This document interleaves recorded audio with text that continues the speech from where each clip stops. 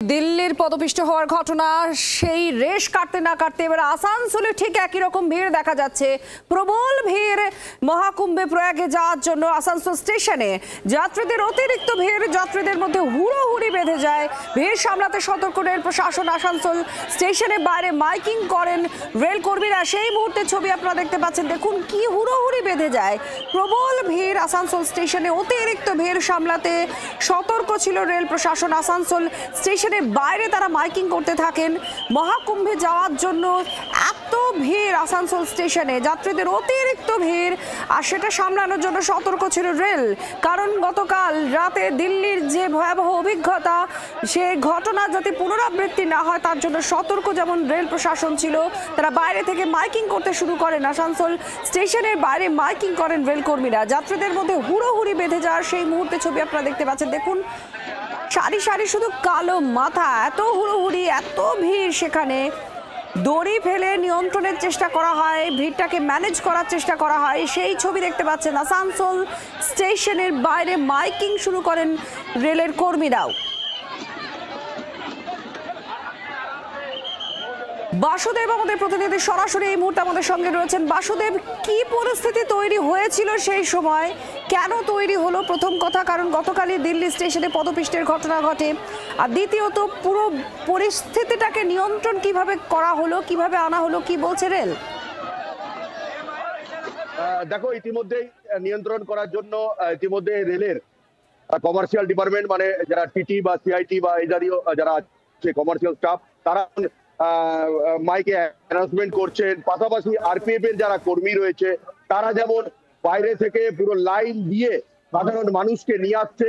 ঠিক আসানসোল রেলওয়ে স্টেশনের যে সামনে যে রয়েছে প্ল্যাটফর্মটা এবং ট্রেনটাও ঠিক ওই প্ল্যাটফর্মে রাখা হয়েছে, যেন কোনো অসুবিধা না হয়। কারণ আসানসোল যে আমরা যেখানে দাঁড়িয়ে হয়েছি, ঠিক তার ডান পাশে রয়েছে আসানসোল রেলওয়ে স্টেশন এবং রেলওয়ে স্টেশনের যে মেন গেট, এবং তার মেন গেটের পাশে একটি পার্সেল দপ্তর রয়েছে।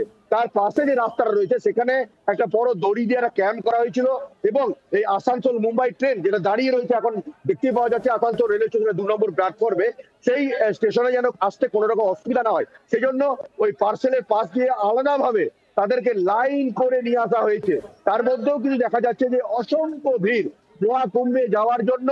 আসানসোল আহমেদাবাদ হোক বা আসানসোল মুম্বাই হোক, সমস্ত ট্রেনেই কিন্তু দেখা যাচ্ছে যে যাত্রীদের অসংখ্য ভিড়, এবং এই ভিড় সামলানোর জন্য যথেষ্ট পরিমাণে আরপিএফ এর কর্মী সমর্থক বা আরপিএফ বা কমার্শিয়াল স্টাফ, রেলের অন্যান্য আধিকারিক যারা রয়েছে, অন্যান্য দপ্তর যারা রয়েছে, ক্যারেজ এন্ড ওয়াগন থেকে শুরু করে সকলকে লাগিয়ে দেওয়া হয়েছে।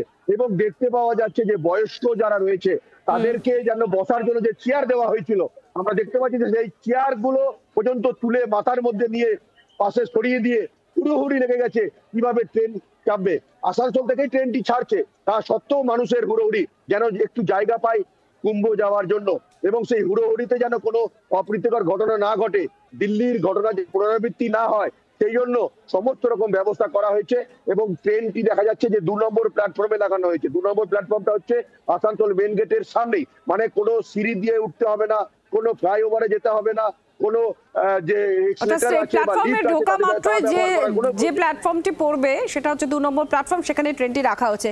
একটু জানতে চাইবো বাসুদেব, যেহেতু এত ভিড় এবং টিকিট কাটা হচ্ছে, আমরা দিল্লির ক্ষেত্রেও দেখলাম প্রায় 1,500 টিকিট বিক্রি হয়ে যাচ্ছে এক পলকে, তো এই যখন এই অবস্থা, তখন রেলের তরফ থেকে আলাদা কি কি পরিকল্পনা করা হয়েছিল? তারা কি কোনোভাবে আন্দাজ করতে পারেননি যে এতটা ভিড় হবে?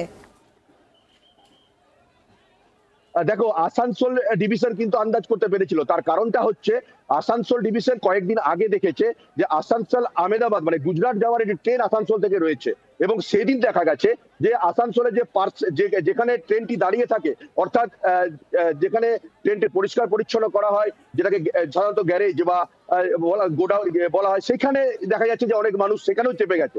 অর্থাৎ তারপরে যখন ট্রেনটা যখন আসানসোল স্টেশনে আসে, সেখানে দেখা যায় মানুষের ভিড়। সেদিনকে রেল কিন্তু আসানসোল ডিভিশন সিদ্ধান্ত নিয়ে নিয়েছিল যে যেভাবে হোক এরপরে যে ট্রেনটি রয়েছে আজকে যে আসানসোল মুম্বাই আছে, সেই ট্রেনটাতে কিন্তু সমস্ত রকম ব্যবস্থা সেদিনকে করতে হবে রেলকে। সেদিনকেই রেল কিন্তু বুঝে নিয়েছিল। তার মধ্যেই ঘটনা ঘটে গেল দিল্লিতে, এবং দিল্লির এই ঘটনার পরে আর রেল কোনো আধিকারিক হোক বা কোনো ডিভিশনের কোনো কর্মী হোক, তারা কোনো রকম আর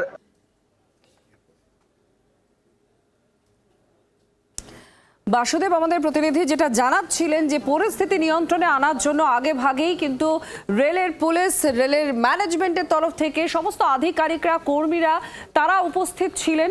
যে পরিমাণ ভিড় হয়েছে এটা এক্সপেক্ট করেছিলেন আসানসোলের রেলের কর্মীরা এবং সেই মোতাবেক তারা সমস্ত ব্যবস্থা নিয়েছিলেন। তারপরেও হুড়োহুড়ি বেঁধে যায়। যে ছবিটা আপনারা দেখতে পাচ্ছেন, বাইরে মাইকিং করা হচ্ছিল ক্রমাগত, সেই মাইকিং করা হচ্ছে যাতে তারা কোনো রকম কোনো হুড়োহুড়ি না করেন, নিয়ন্ত্রণের বাইরে যাতে পরিস্থিতি না যায় সেটা আন্দাজ তারা করেছেন। কারণ গতকালে দিল্লির পদপিষ্ট হয়ে যাওয়ার মতো ঘটনা।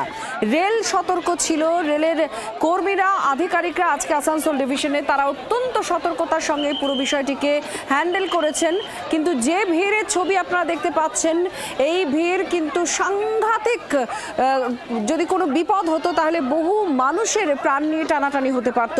দিল্লিতে আমরা যে ঘটনা দেখেছি, সেখানে একটা প্ল্যাটফর্ম থেকে অন্য প্ল্যাটফর্মে কুম্ভে যাওয়ার জন্য যে স্পেশাল ট্রেন সেটা দেওয়া হয় এবং সেখান থেকেই যাত্রীরা জাস্ট একটা প্ল্যাটফর্ম থেকে ওই যেখানে নতুন ট্রেনটা দেওয়া হয়েছে সেখানে তারা যাচ্ছিলেন, আর সেই সময় হুড়োহুড়ি বেঁধে যায় আর তখনই পদপিষ্টের ঘটনা ঘটে। রেলের তরফ থেকে কিন্তু শুরুতেই প্রথমে বলা হচ্ছিল যে 10 জন মতো অসুস্থ হয়েছেন, তারপর বলা হয় যে 15 জন মতো অসুস্থ হয়েছেন, কিন্তু পরে জানা যায় যে পদপিষ্ট হয়ে মৃত্যু হয়েছে অনেকের এবং সেটা এখনো পর্যন্ত 18 জন।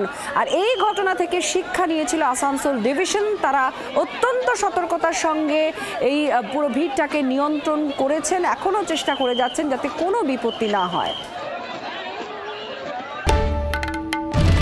বাংলার আওয়াজ, বাঙালির আবেগ, জি 24 ঘন্টা।